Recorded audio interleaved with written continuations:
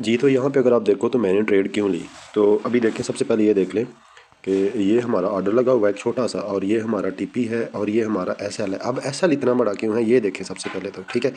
SL इसलिए इतना बड़ा है कि यहाँ पे मार्जिन कम था मेरे पास प्रॉफिट का, ठीक है। तो जब प्रॉफिट का मार्जिन कम होता है तो उस वक्त आप रिस्क लेते हैं, लेकिन मैंने इतना बड़ा रिस्क क्यों लिया, चलती ट्रेड में मैंने क्यों ट्रेड की है ये बताने लगा हूँ।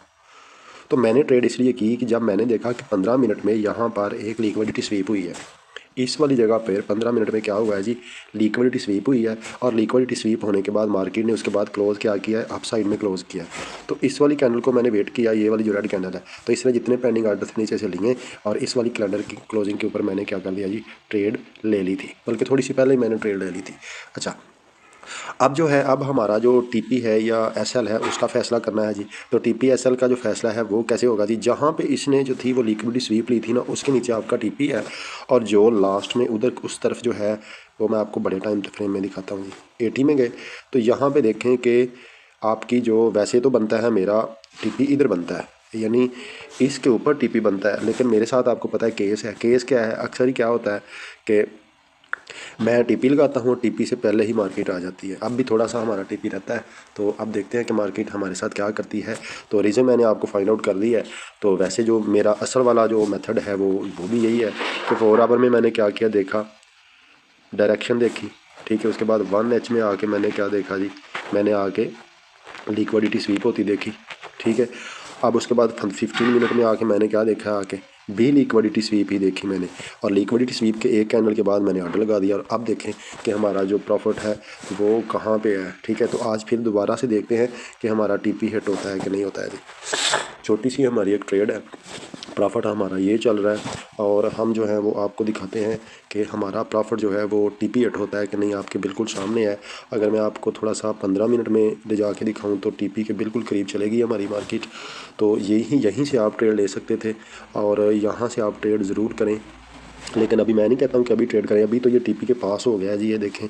तो आपने एनालिसिस करना होता है, और फिर आप चलती हुई मार्केट में भी जंप कर सकते हैं अगर आपको एनालिसिस अच्छा आता है। तो हम 5 मिनट में चलते हैं। 5 मिनट में इसने क्या किया है जी, हाँ जी, तो 5 मिनट में इसने क्या कर दिया है जी, अच्छा, एक अच्छी कैंडल बनाई है। तो हम ऐसे करते हैं कि हम उस जो रेड वाली कैंडल है ना, ये वाली, अब मुझे पता तो चल गया कि इसने टीपी हिट कर देना, हम अपना ब्रेक इवन इस वाली रेड कैंडल के नीचे रख लेते हैं ताकि हमें ओरिजिनल में मसला ना हो।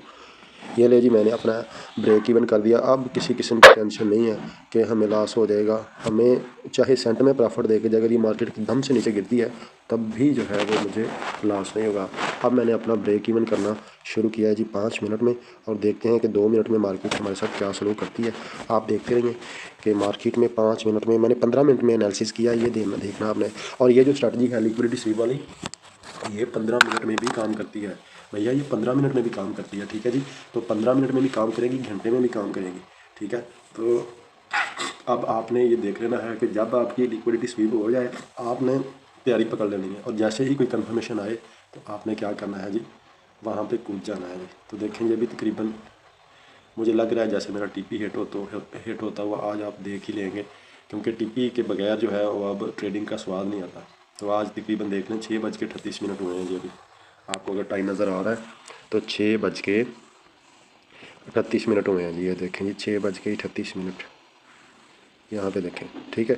तो 6:38 हुए हैं, और अब हमारा जो टाइम है वो भी तकरीबन 1 मिनट और 14 सेकंड रहता है जी। और हमें 3:96 का जो है वो प्रॉफिट हो रहा था, 3.5, 64, 65 और 62, और इसी तरह ये फ्लक्चुएट होता रहता है, ठीक है जी।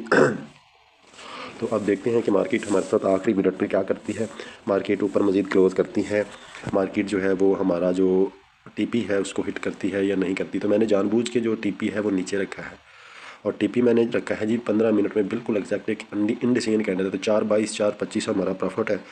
तो आप देखें कि क्या बनता है जी हमारे साथ, हमारा टीपी हिट होता है कि नहीं। और बिल्कुल एग्जैक्ट मार्केट बिल्कुल मूव कर रही है जी हमारे टीपी की तरफ। बिल्कुल छोटा सा टीपी है हमारा, अभी चंद पिप्स बाकी हैं जी, यानी कि 1 पिप बाकी है। 49 पे अभी है, और तकरीबन ये 50 पे हमारा 41, 50 पे हमारा जो टीपी है वो है जी। तो देखते हैं कि हमारा टीपी हिट होता है या क्या करती है ये। तो अब जो बिल्कुल करीब है जी, आप देख रहे हैं कि हमारा टीपी जो है वो बिल्कुल करीब है, और आपके सामने मैंने ब्रेक इवन भी किया था, ठीक है।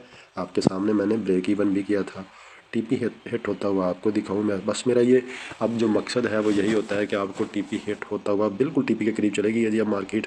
अब मैंने टीपी में भी जो है वो अक्सर ही 5 पिप का जो है वो नीचे ही रखता हूँ जहाँ पे एग्जैक्ट टीपी होता है ना। तो टीपी से बिल्कुल देखें जी टीपी के ऊपर बिल्कुल जा चुकी है। अब बस टीपी हमारा तकरीबन हिट होने वाला है। देखें अब टीपी का हिट होता है 5.48 हमें प्रॉफिट हो रहा है जी। 5 जी टी पी अटो आपके सामने टी पी अटो है जी। सो मैं आपको दोबारा से जो है वो ये याद दिलाता जाऊँ कि मैंने ट्रेड क्यों लिया। 4 आवर में गया, डायरेक्शन देखी D4 डायरेक्शन, 1 एज में मैं गया और मैंने क्या देखा है जी, लिक्विडिटी स्वीप होती देखी।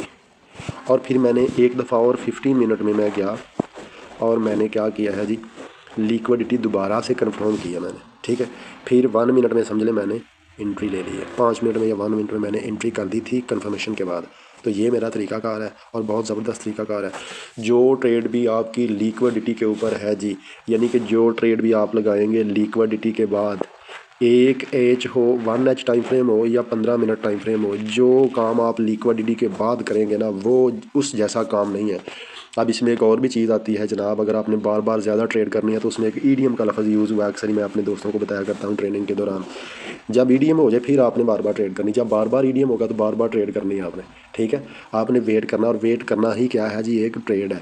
तो लिक्विडिटी के बाद पहली प्रायोरिटी आपकी क्या होनी चाहिए, लिक्विडिटी के बाद आपने जो है वो ट्रेड करनी है। दूसरा, अगर आपने बार बार ट्रेड करनी है तो फिर ईडीएम के बाद आपने ट्रेड करनी है, ठीक है। तो ये थी आज की वीडियो। तो बाकी मिलेंगे, ट्रेड कीजिएगा मेरे प्यारे ट्रेडर्स, ट्रेड कीजिएगा और जीते रहिएगा जी।